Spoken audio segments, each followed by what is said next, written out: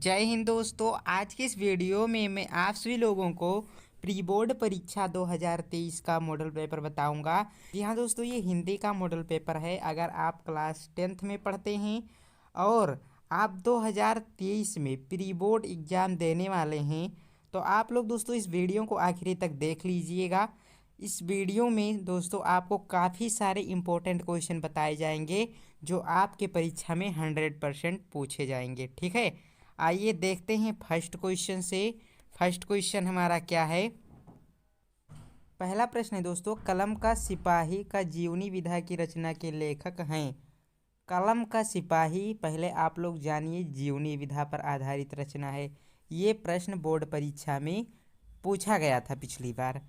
ठीक है, और कलम का सिपाही दोस्तों किसकी रचना है? जी हाँ, ये अमृत राय की रचना है। किसकी रचना है? अमृत राय। याद रहेगा ना? जी हाँ, बिल्कुल याद रखना है। कलम का सिपाही अमृत राय की रचना है और यह जीवनी विधा पर आधारित रचना है। याद रहेगा ना? याद रख लीजिएगा। ठीक, देखिए क्वेश्चन नंबर दूसरा क्या कहता है। हिंदी का पहला मौलिक उपन्यास है। हिंदी का पहला मौलिक उपन्यास दोस्तों परीक्षा गुरु है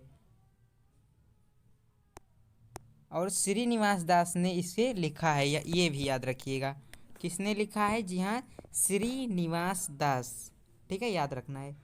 तीसरा प्रश्न है, कृष्ण काव्यधारा के कवि हैं। कृष्ण काव्यधारा के कवि कौन हैं? क्या मीरा जी हैं, रसखान हैं या परमानंद दास जी हैं? ये तीनों तो नहीं है दोस्तों, ये तीनों गलत ऑप्शन है। आपका जो राइट आंसर होगा, राइट ऑप्शन है वो आपका है ऑप्शन नंबर डी। ठीक है, सूरदास जी। सूरदास जी दोस्तों काव्यधारा के कवि हैं। किस काव्यधारा के? कृष्ण काव्यधारा के। आइए देखते हैं नेक्स्ट प्रश्न। प्रश्न नंबर आपका 4 क्या कहता है? विद्यार्थी का संधि विच्छेद है। विद्यार्थी का संधि विच्छेद आपको बताना है, क्या होता है? एक बार कमेंट करेंगे अगर पता है आंसर तो। विद्यार्थी का संधि विच्छेद दोस्तों होता है विद्या प्लस अर्थी। ठीक है, विद्यार्थी, याद रखिएगा। नेक्स्ट क्वेश्चन है, आग में घी डालना मुहावरे का अर्थ है। आग में घी डालना मुहावरे का अर्थ है क्रोध को और बढ़ाना। ठीक है, आग में घी डालने का अर्थ है क्रोध को और बढ़ाना। वीर रस का स्थायी भाव बताना है।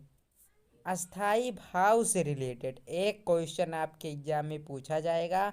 आप लोग वीर रस, उत्साह रस, सॉरी, वीर रस, श्रृंगार रस, हास रस, ठीक है, जितने भी रस हैं इनकी अस्थाई भाव आप लोगों को पता होनी चाहिए। आप लोग याद कर लेंगे।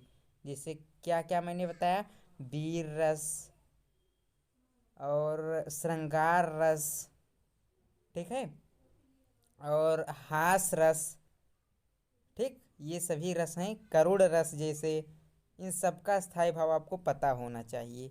तो इसका मैं आपको बता देता हूँ, इसका स्थायी भाव होता है उत्साह। वीर का स्थायी भाव होता है उत्साह। बाबू गुलाब राय की आत्मकथा बताइए।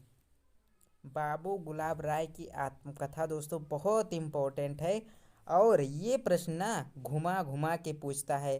कई बार पूछता है बाबू गुलाब राय की आत्मकथा जो है क्या है?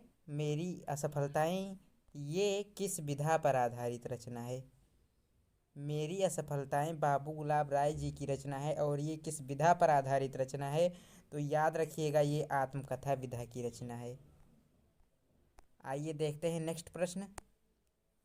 ये बता देता हूँ दोस्तों मैं आपको, बहुत इम्पोर्टेंट है, याद रखिएगा। ठीक है, बोर्ड में गलती मत करना। स्कंदगुप्त नाटक के लेखक हैं, आप लोगों को पता होगा, जयशंकर प्रसाद जी हैं। फिर अगला प्रश्न आपका है, आभूषण का पर्यायवाची क्या होता है? आभूषण का पर्यायवाची क्या होता है? आभूषण का पर्यायवाची दोस्तों गहना भी होता है, अलंकार भी होता है और भूषण भी होता है। यहाँ पे क्वेश्चन पूछने में गड़बड़ी हुई है। क्वेश्चन इस तरह से पूछना चाहिए था कि आभूषण का पर्यायवाची नहीं है इसमें से, तो आभूषण का पर्यायवाची क्या नहीं है? जी हाँ, आभूषण का पर्यायवाची इसमें उल्लास नहीं है। ठीक है, उल्लास आभूषण का पर्यायवाची नहीं है। क्वेश्चन गड़बड़ है। क्वेश्चन में आप लोग थोड़ा सा बदलाव करेंगे, यहाँ पे नहीं लगाएंगे। ठीक है, पर्यायवाची के बाद में नहीं, आभूषण का पर्यायवाची नहीं है। तो उल्लास आभूषण का पर्यायवाची नहीं है। बाकी गहना, अलंकार और भूषण आभूषण के पर्यायवाची शब्द हैं। ठीक है, भूषण नहीं विभूषण है। क्वेश्चन नंबर 10वां देखिए, अनजान का तत्सम रूप है ज्ञान, विज्ञान, अज्ञान या ज्ञानी। तो अनजान का तत्सम रूप अज्ञान होता है। फिर एक very most important, very very most important दोस्तों, वेरी वेरी मोस्ट इम्पोर्टेंट गद्यांश मैं आप लोगों को बता रहा हूँ। ये आपके प्री बोर्ड परीक्षा और बोर्ड परीक्षा के लिए बहुत ज़्यादा इम्पोर्टेंट है। ठीक है, क्या है?